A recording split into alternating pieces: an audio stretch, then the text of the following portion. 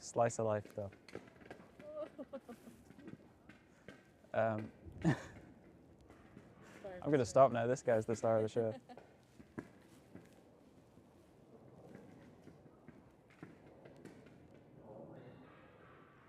Very loud ball, eh? Here at Crow Hill, we're drawn to music that is shaped by place. We believe sound is formed as much by setting as by composition, moulded by cultural context, what surrounds you, and where you're placed in time. I'm Theo, a composer and songwriter, and with Crow Hill, I visited a near and dear place, Paris. Paris's musical heritage is always a source of inspiration for me. Shaped by rebellion as much as refinement, it has long been a city of sonic and artistic contrasts. While a budding composer in my teens, I was introduced to romanticists such as Chopin, impressionists like Ravel and Debussy, and modernists such as Boulez. Each of these figures left an indelible mark on me, but what also struck me was their deep connection to Paris itself. It was a living, breathing influence on their creative lives. As with every episode of this series, my primary wish is to delve deeper. By exploring the composers themselves, I aim to understand why Paris held such a powerful appeal for artists whose styles and temperaments were so different and whose work stretched across generations. Welcome to Adventures in Sound.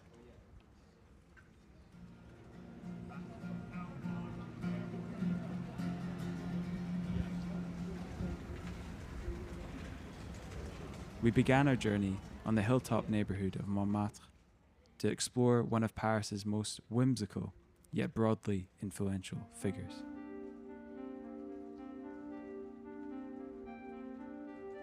Here I am just off 6 Rue Courtauld, right in the heart of Montmartre. Over a century ago, this was home to one of music's most eccentric and quietly revolutionary figures, Erik Satie. Satie lived here from 1890 to 1898 during a period which many call his Bohemian Montmartre years. At this time, the neighbourhood was a hub of creativity. Loads of artists, poets, and cabaret performers flocked here for the cheap rent and to immerse themselves in the cultural scene. Satie fit right in. In fact, he worked just up the hill at the Chat Noir Cabaret, where he played piano and mingled with symbolist poets. But Satie was never quite like anyone else. He walked around in identical grey velvet suits, 7 of them, and carried a hammer in case he needed self-defense. He referred to himself as a gymnopédiste, which is a term he essentially invented.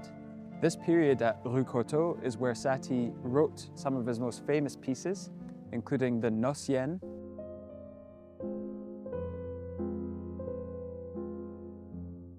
and the Gymnopédie.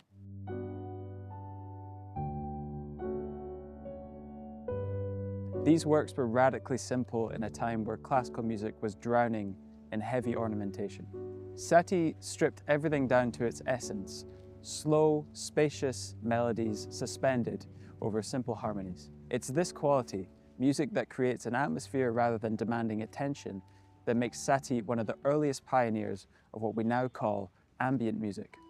Long before Brian Eno coined the term, Satie was imagining music that was more part of an environment than a spectacle. He coined a concept called furniture music, which is music that's meant to blend into the background and be a part of life rather than a performance. Brian Eno, credited with defining the modern ambient genre, explicitly cited Satie as a precursor. You can hear Satie's influence in the slow tempos, repeating patterns and structures of minimalist composers like Steve Reich and Philip Glass, as well as modern ambient composers like Aphex Twin and neoclassical composers such as Olafur Arnalds and Nils Frahm.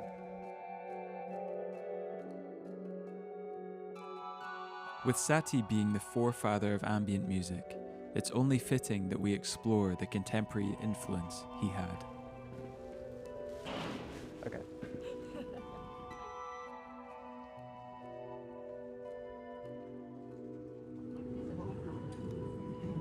In Paris. All the pastry shops in the world, and he's in a fucking...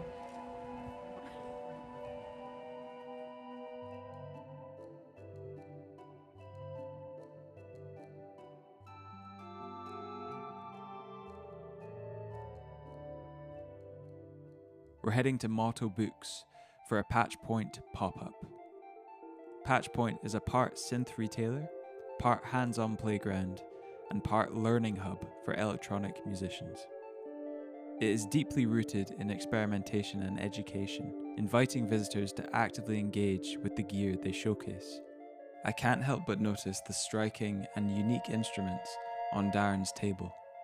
A few of them being Siet Lombards, which are a family of wooden encased, experimental electronic instruments created by instrument designer Peter Blasser. Rather than following traditional keyboard layouts, they invite intuitive, tactile interaction. I asked Darren if he could walk us through what they are capable of. Grab all the knobs. So now I have you can hear it's much quicker, so it's a multi-tap delay. That's kind of the way that you can. This one is going through a filter.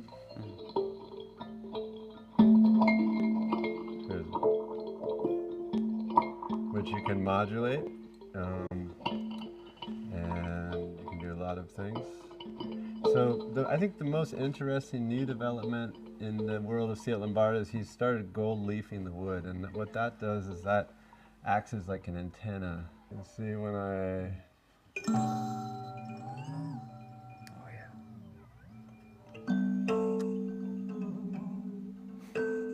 You have this, he added these basically added these gestural controllers to the instrument, which is super nice. And you can do those, like a very simple thing I really like to do is just put it into the reverse. So that way you play, let's do it faster so we're on multi-tap. So we're on delay. Huh?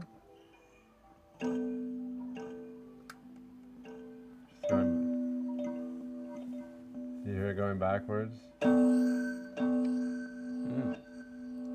Wow. So it's like a fun way to control the parameters. It's also very smooth. Funny thing I didn't like about it right away was I didn't not like it, but it's funny, like when you push the button, you're always infecting the controllers, so you kind of got to work those into your So it loops when you press the button? Yeah, so when these orange lights are on, that means that it's saving it, freezing it forever. Right. And then you can crank the volume or lower the volume like a mixer. And then that's a good point to go through and show. So basically you have like VCAs on the effects and you have VCAs on the input. So if I grabbed a cable, I could take a VCA. The center section is kind of it's 5 oscillators and they can be linked together. So here, I'll just use it as a basic kind of tremolo effect. Yeah. And they're inverted, and it's hard to hear when you're just changing between each other. But if you took, for example, like sound on the other side, or let's freeze anything.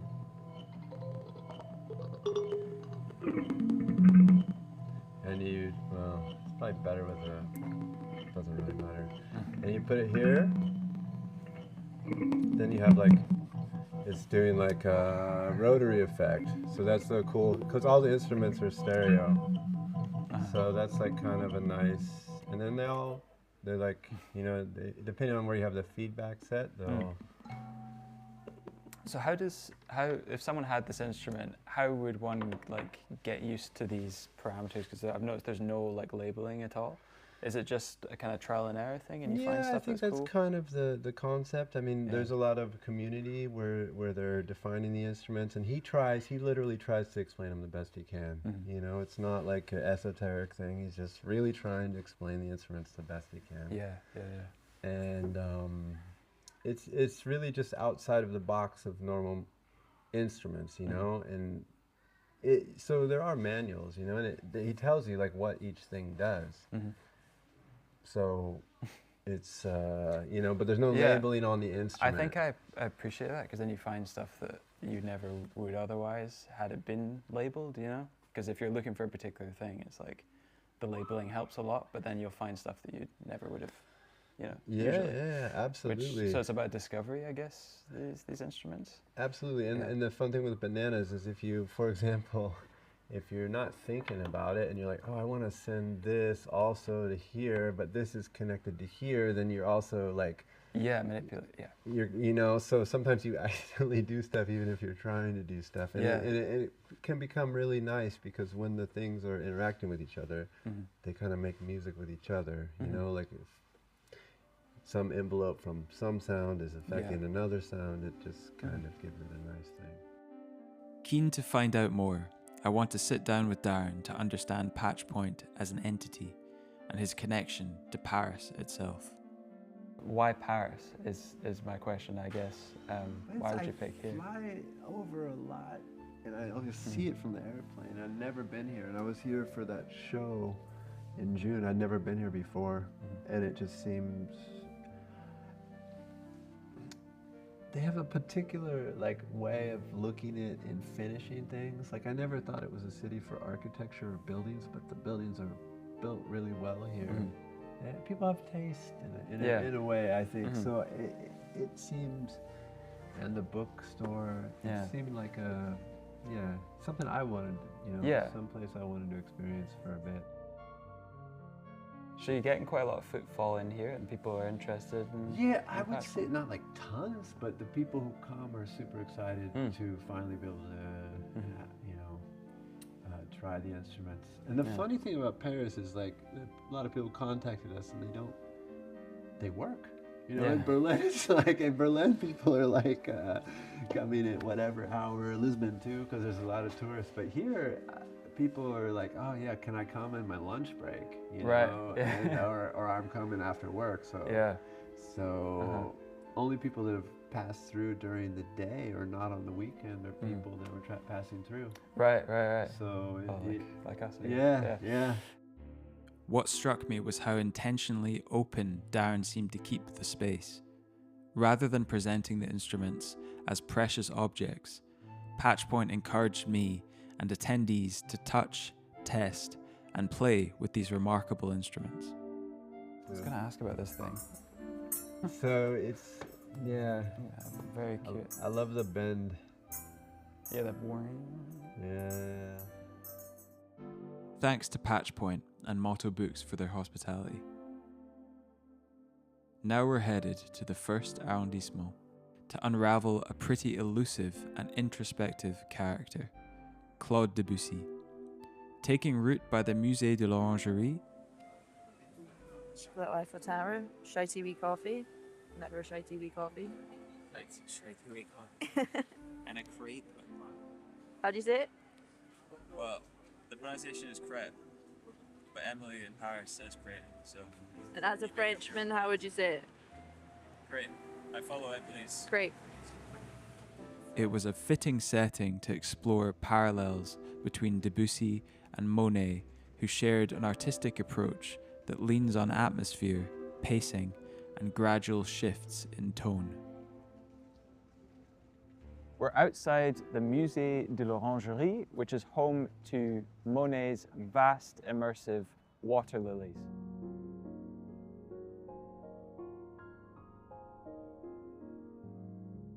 This is a fitting backdrop to talk about how Impressionism didn't just change visual art, but also changed the possibilities of music as well. Claude Debussy became a cornerstone of the Impressionist movement, although he famously shunned the term. While Impressionist painters like Monet and Renoir were dissolving forms into a shimmering light, Debussy was doing the same with his music. Much like these paintings, Debussy's compositions are undeniably ethereal, and he incorporates a lot of close voicings into his compositions, with the melody becoming quite blurred with the harmony. Instead of following the stricter forms and harmonic rules of the Romantic era, Debussy favored more fluid structures, subtle colors and moods, and harmonies that seemed to float and not resolve in a conventional way. He disliked the dominance at the time of Germanic musical forms and once quipped that Beethoven's symphonies were too heavy to float. He often incorporated whole tone and pentatonic scales with ambiguous tonal centers, which potentially originated from his visit to the 1889 Exposition Universelle, where he first heard Javanese gamelan music. He later said Western harmony suddenly felt too engineered compared to the circular, shimmering sound of the gongs. Leaving Debussy behind, the next stop is a Chopin recital at a stunning Art Deco venue. Renowned for its exceptional acoustics, the space is crafted like a violin's resonant body, providing an ideal setting for his music. Grounded in Romanticist ideals, Chopin symbolizes a return to the piano as a direct, expressive instrument.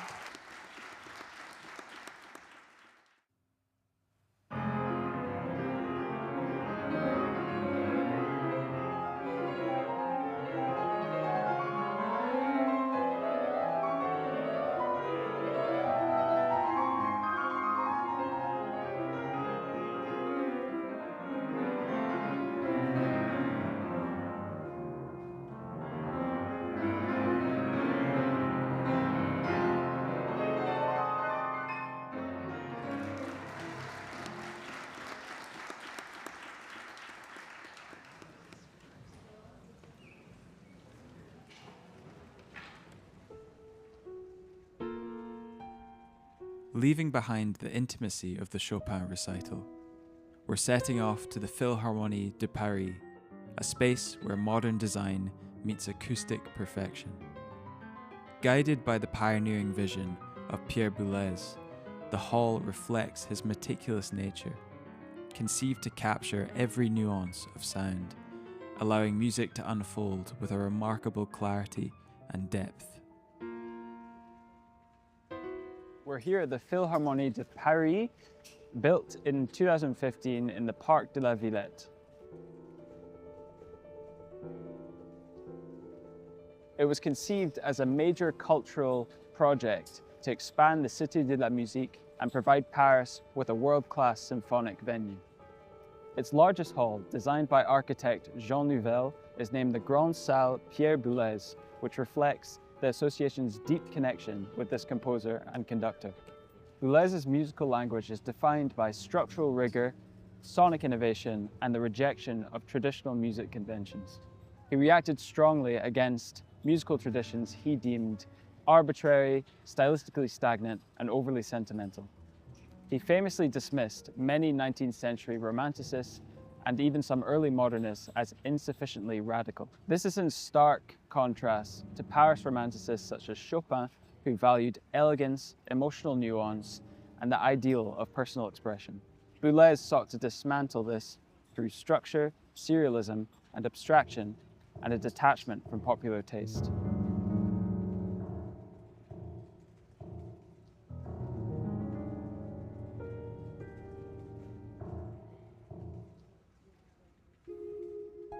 From Satie's quietude to Debussy's ethereal forms, Chopin's intimate romanticism to Boulez's architectural precision, Paris reveals itself as a city that thrives on contrast. It has shown me that a city and a creative life is richest when it embraces these polarities. It's got a flash by the Don't get dazzled. Alright. 3, 2. Ah! And that music does not thrive in perfect isolation, but through the embracing or subverting of attitudes that came before you. I've been to Paris many times, but never with this kind of focus. Experiencing the city through its eclectic musical figures and musical spaces gave familiar places a new depth, and it ended up meaning more to me than I expected.